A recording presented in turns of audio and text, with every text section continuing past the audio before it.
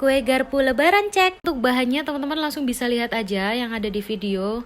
Karena bahannya itu simple banget dan untuk budgetingnya itu murah banget ya.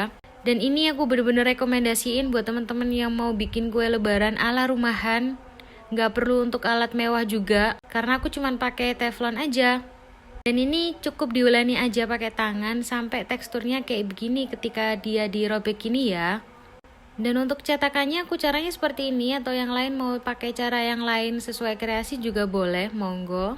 Kalau aku sih tinggal dicetakin semuanya aja, lalu tinggal tahap terakhir tinggal digoreng deh. Satu persatu ya cemplunginnya. Kalau pengen golden brown kayak aku boleh, atau mungkin yang lebih putih juga boleh, yang penting matang ya. Other option kalau mau tinggal ditambahin bubuk rasa itu enak banget sih. Sesuai kemauan kalian aja. Yuhu, udah jadi. Simpel kan dan murah banget budgetingnya. Selamat mencoba.